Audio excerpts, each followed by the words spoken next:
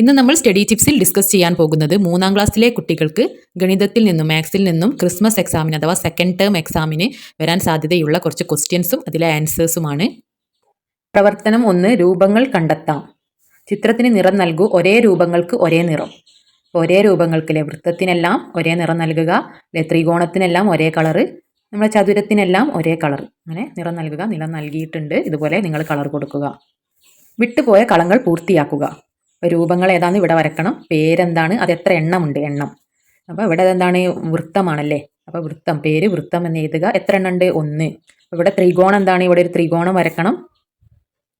ഒരു ട്രയാങ്കിൾ, ഒരു ത്രികോണം വരക്കുക. എത്ര എണ്ണം ഉണ്ട്, 1. അല്ലെ, നിങ്ങൾക്ക് 2 എണ്ണം വരച്ചിട്ട് 2 എന്ന് എഴുതാം. ഇവിടെ 2 എണ്ണം തന്നിട്ടുണ്ട്. അപ്പം നമ്മൾ 2 സ്ക്വയർ വരക്കണം. ഇവിടെ ഒരു സ്ക്വയറേ ഉള്ളൂ. അപ്പോൾ 2 സ്ക്വയർ വരക്കുക. ഒരു സ്ക്വയർ ഇവിടെ ഉണ്ട്, ഇതാ കാണാനിട്ടാണ്. അപ്പോൾ 2 സ്ക്വയർ വരക്കണം.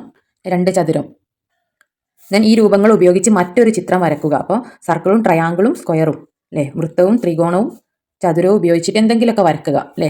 ഒരു കുട്ടിയെ പോലെ, അല്ലെങ്കിൽ അതിൽ ചതുര കണ്ണുകൾ വരയ്ക്കുക, മൂക്ക് വരയ്ക്കുക, അങ്ങനെ എന്തെങ്കിലും വരയ്ക്കൽ. നിങ്ങൾക്ക് എന്ത് വേണം, ഒരു വീട് വേണമെങ്കിൽ വീട് വരക്കാം അല്ലേ. പ്രവർത്തനം 2, പാൽ വിതരണം. മീനുവിൻ്റെ ക്ലാസ്സിലെ ജനുവരി മാസത്തെ പാൽ വിതരണത്തിൻ്റെ കണക്ക് പട്ടികപ്പെടുത്തിയിരിക്കുന്നു. അപ്പോൾ ജനുവരി മാസത്തെ പാൽ വിതരണത്തിൻ്റെ കണക്ക് തന്നിട്ടുണ്ട്. പട്ടികയിൽ വിട്ടുപോയ കളങ്ങൾ പൂർത്തിയാക്കുക.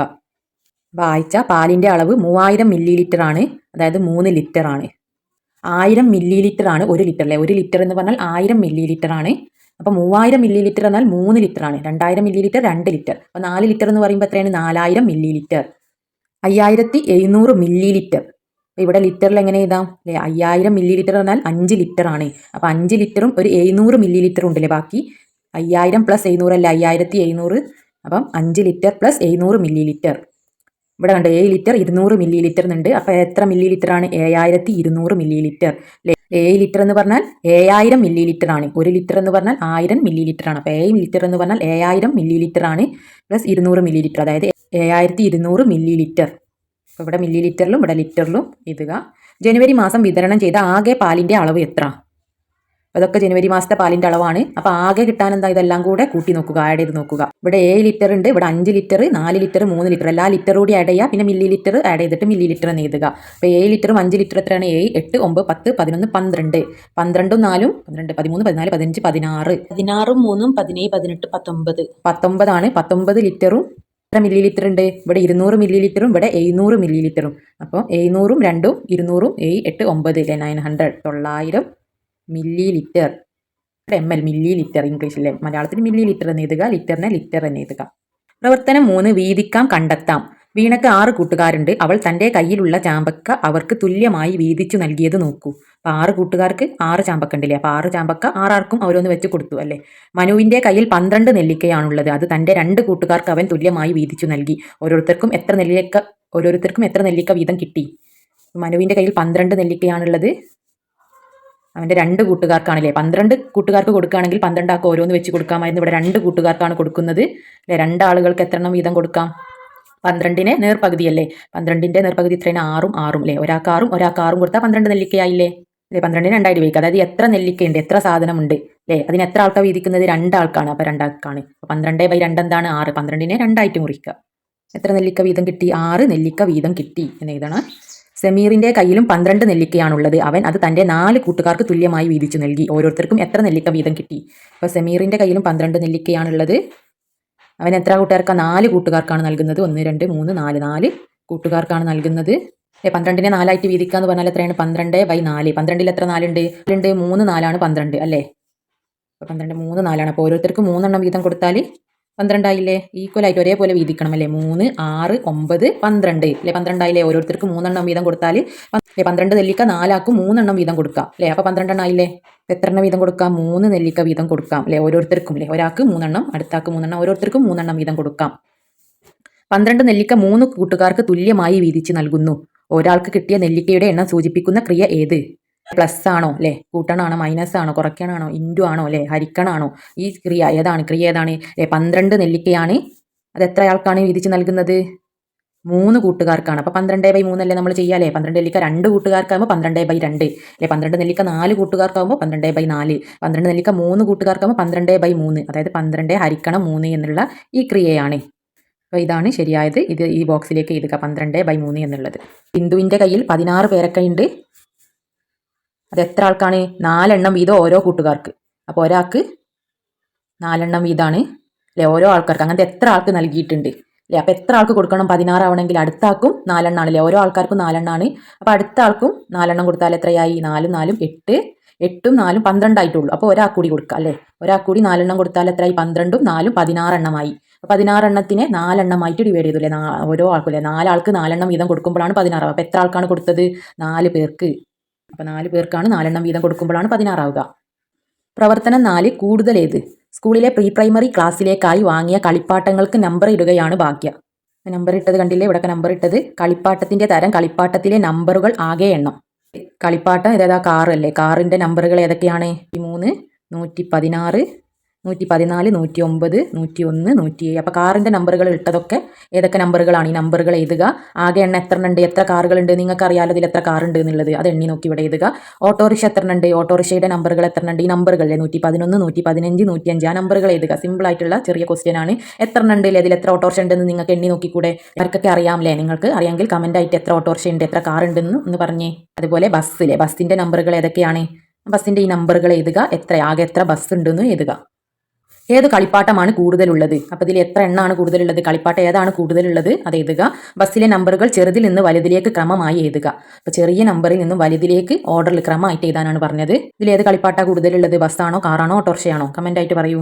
നിങ്ങൾക്ക് എണ്ണി നോക്കി അതിൽ ഏതാ കൂടുതലുള്ള അറിയില്ല. ഇനി ബസ്സിൻ്റെ നമ്പറുകൾ ഏതൊക്കെയാണ്? ചെറുതിൽ നിന്ന് വലുതിലേക്ക് എഴുതാനാണ് പറഞ്ഞത്.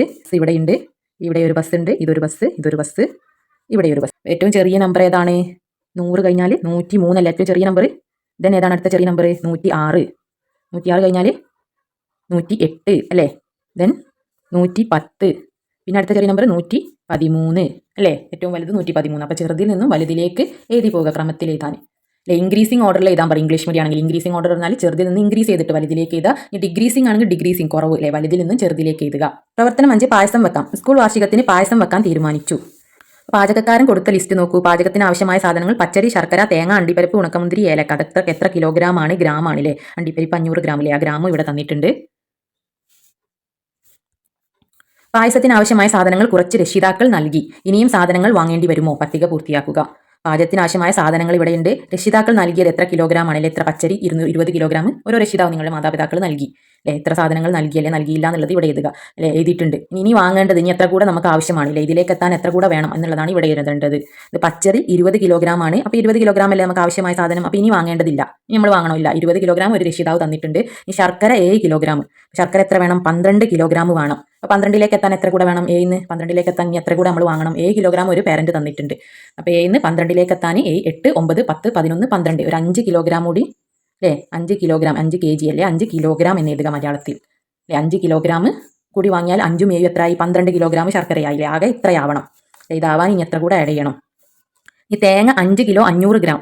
അപ്പോൾ തേങ്ങ 10 കിലോഗ്രാം ആണ് ആവശ്യമുള്ളത്. ഇവിടെ ഒരു പേരൻ്റ് എത്രയാണ് തന്നത് അല്ലേ, ഒരു രക്ഷിതാവ് 5 കിലോയും 500 ഗ്രാമും തന്നിട്ടുണ്ട്. ഇനി എത്ര കൂടെ വേണം 10 കിലോയിലേക്ക് എത്താൻ? ഇവിടെ 5 കിലോ എന്ന് പറഞ്ഞാൽ 5 കിലോഗ്രാം അല്ലേ. 5 കിലോ തന്നിട്ടുണ്ടെങ്കിൽ ഒരു 5 കൂടി ആയാൽ 10 ആയി അല്ലേ. പക്ഷെ 5 കിലോ മാത്രമല്ല, ഒരു 500 ഗ്രാം കൂടി ഉണ്ട്. അപ്പം ഒരു 5 കൂടി കൂട്ടിയാൽ 10 ആവുമായിരുന്നു. ആ 5ന്ന് എത്ര കുറയ്ക്കണം? ഒരു 500 മൈനസ് ചെയ്യണം, 500 കുറയ്ക്കണം. അപ്പോൾ 5 കിലോന്ന് ഒരു 500 ഗ്രാം പോയാൽ എത്രയാണ് അല്ലേ. 1 കിലോഗ്രാം പറഞ്ഞാൽ 1000 ഗ്രാം ആണ്. അപ്പോൾ 5 കിലോഗ്രാം പറഞ്ഞാൽ 5000 ഗ്രാം ആണ്. അതായത് 5000 ഗ്രാമിന്ന് ഒരു 500 കുറച്ചാൽ എത്രയാണ്? 4500 അല്ലേ. ഒരു 500 കൂടി കൂട്ടുമ്പോഴാണ് 5000 ആവുന്നത് അല്ലേ. 45നോട് ഒരു 5 കൂടി കൂട്ടുമ്പോഴാണ് 50 ആവുന്നത്. അതേപോലെ തന്നെ 45,000നോട് ഒരു 500 കൂടി കൂട്ടുമ്പോഴാണ് 5000 ആവുന്നത്. 4500 ഗ്രാം എന്ന് എഴുതാം അല്ലേ. ഒരു 4500 ഗ്രാം കൂടി വാങ്ങിയാൽ നമുക്ക് 10 കിലോഗ്രാം ആവും അല്ലേ. 5 കിലോയിലേക്ക് ഒരു 4 കൂടി കൂട്ടിയാൽ 9 കിലോ ആവും. 9 കിലോയിലേക്ക് അല്ലേ ഒരു 500, 500 ഇവിടെ ഉള്ള 500 കൂടി കൂട്ടിയാൽ 10 ആയില്ലേ. 500, 500, 1000. അപ്പോൾ ഇവിടെ ഒരു 1000 ആയി, പിന്നെ ഈ 4000 അല്ലേ. അപ്പോൾ 5000 ആയില്ലേ. 5000, 5000 അല്ലേ നമുക്ക് 10 കിലോ ആവുക, 10 കിലോഗ്രാം ആവുക അല്ലേ. രക്ഷിതാവ് ഒരു 5 കിലോയും അല്ലേ 5000 കിലോഗ്രാം അല്ലേ. 5 കിലോ എന്ന് പറഞ്ഞാൽ 5000 ഗ്രാമാണ്. 5000 ഗ്രാമും 500 ഗ്രാമുമാണ് ഒരു രക്ഷിതാവ് തന്നത്. അപ്പോൾ ആ 5000 ഗ്രാം 500ലേക്ക് അല്ലേ, അതായത് ഈ 500 ഇവിടെ വെച്ചിട്ട് 5000ലേക്ക് ഒരു 5000 കൂടി ആഡ് ചെയ്താൽ മതി അല്ലേ. ഈ 500ന്ന് ഇവിടുന്ന് മൈനസ് ചെയ്യുക, അതായത് 4500. ഒരു 4500 കൂടി ഉണ്ടെങ്കിൽ നമുക്ക് എന്തായി? 10 കിലോഗ്രാം ആയി. അണ്ടിപ്പരിപ്പ് 350 ഗ്രാം. അണ്ടിപ്പരിപ്പ് എത്രയാണ്? 500 ഗ്രാം ആണ് ആവശ്യം. 350 ആയിട്ടുള്ളൂ. ഇനി എത്ര കൂടെ വേണം 500ലേക്ക് എത്താൻ? അതായത് 500ന്ന് 350 മൈനസ് ചെയ്യുക, കുറക്കുക. അല്ലേ? 0 നിന്ന് 0 പോയാൽ 0, 0 നിന്ന് 5 പോവില്ല. അപ്പോൾ നമ്മൾ ഇവിടുന്ന് തൊട്ടടുത്ത ആളിൽ നിന്ന് കടം ചോദിക്കും. അപ്പോൾ ഈ 5 4 ഈ 0ൻ്റെ അടുത്ത് പോയിട്ട് ആ 1 പോയി നിൽക്കും. അപ്പോൾ അത് 10 ആയി. 10 നിന്ന് 5 പോയാൽ 5, 4 നിന്ന് 3 പോയാൽ 1, 150 കിലോഗ്രാം. ഇവിടെ ഉള്ള ഈ സംഖ്യയിൽ നിന്ന് ഇവിടെ ഉള്ളത് മൈനസ് ചെയ്താൽ നമുക്ക് ഇനി വാങ്ങേണ്ടത് കിട്ടും. കുറച്ച് നോക്കുക. ഇവിടെ ഉള്ള എല്ലാ സംഖ്യയിൽ നിന്നും ഇവിടെ ഉള്ളത് മൈനസ് ചെയ്യുക. കുറച്ച് നോക്കിയാൽ നമുക്ക് ഇവിടെ ഉള്ളത് കിട്ടും. അല്ലേ? 20 പച്ചരി 20 കിലോഗ്രാം ആയിരുന്നു. അപ്പോൾ ഇവിടെ ഒരു രക്ഷിതാവ് 20 തന്നു. അപ്പോൾ 20 - 20 0. അപ്പോൾ ഇനി വാങ്ങേണ്ടതില്ല. ശർക്കര എത്രയാണ്? 12 കിലോഗ്രാം ആണ്. അപ്പോൾ 12 7 പോയാൽ എത്രയാണ്? 12 7 കുറയ്ക്കുക. അല്ലേ? അതേപോലെ തന്നെ ഉണക്കമുന്തിരി 300 ഗ്രാം. ഇവിടെ എത്രയാണ്? 500 ഗ്രാം ആവശ്യമുണ്ട്. 300 ഗ്രാമേ ഒരു പേരൻറ്റ് കൊടുത്തിട്ടുള്ളൂ. അല്ലേ? ഇനി 500ലേക്ക് എത്താൻ എത്ര കൂടെ? ഒരു 200 കൂടി ആഡ് ചെയ്താൽ 300 + 200 അല്ല 500. അല്ലേ? അല്ലെങ്കിൽ നമുക്ക് എന്ത് ചെയ്താം? 500 500 ഒരു രക്ഷിതാവ് തന്ന എത്രയും 300. അപ്പോൾ അത് മൈനസ് ചെയ്യുക. കുറച്ച് നോക്കുക. 0 നിന്ന് 0 പോയാൽ 0, ദെൻ 5 നിന്ന് 3 പോയാൽ 2, 200. അപ്പോൾ 200 ഗ്രാം എന്ന് കിട്ടും. ഇനി അത്ര കൂടെ വാങ്ങിയാൽ 500 ആയില്ലേ? 300. ഒരു രക്ഷിതാവ് 300 തന്നു. നമ്മളൊരു 200 കൂടി വാങ്ങിയാൽ 500 ആയില്ലേ? 300 200 500 ആയി. ഇനി ഏലക്ക 250 ഗ്രാം വേണം. ഏലക്ക രക്ഷിതാക്കൾ ആരും കൊടുത്തില്ല. അല്ലേ? ഏലക്ക ആരും കൊണ്ടുവന്നില്ല. ഇല്ല. അപ്പോൾ ഏലക്ക എത്രയാണ്? അപ്പോൾ നമ്മൾ ഇനി എത്ര വാങ്ങണം? 250 ഗ്രാം ആവശ്യമാണ്. അപ്പോൾ 250 ഗ്രാം നമ്മൾ വാങ്ങണം. അല്ലേ? ആരും ഒന്നും കൊണ്ടുവന്നില്ല. ഏലക്ക ആരും കൊണ്ടുവന്നില്ല. അപ്പോൾ ഇനി 250 ഗ്രാം തന്നെ നമ്മൾ വാങ്ങണം. ആവശ്യമുള്ളത് നമ്മൾ വാങ്ങണ്ടേ? അതല്ലേ നമുക്ക് പായസം വെക്കായുള്ളൂ. പ്രവർത്തനം 6. സ്കൂൾ വാർഷികം. കാനൂർ LP സ്കൂളിൽ വാർഷികാഘോഷം നടക്കുന്നു. കുട്ടികളുടെ കലാപരിപാടികളുടെ സമയക്രമം കൊടുത്തിരിക്കുന്നു. സമയത്തിനനുസരിച്ച് സൂചികൾ ക്ലോക്കിൽ വരച്ച് ചേർക്കുക. വിട്ടുപോയ സമയം എഴുതി ചേർക്കുക. പരിപാടികൾ 9:30 ആരംഭിച്ചു. അപ്പോൾ 9:30 ഏതാണ്? നാടൻപാട്ട് ആരംഭിച്ചു. 9:30 അല്ലേ? ചെറിയ സൂചി 9ലും വലിയ സൂചി 6ലുമാണെങ്കിൽ 9:30. 9:30. ഇനി മിമിക്രി ആരംഭിച്ചത് എപ്പോഴാണ്?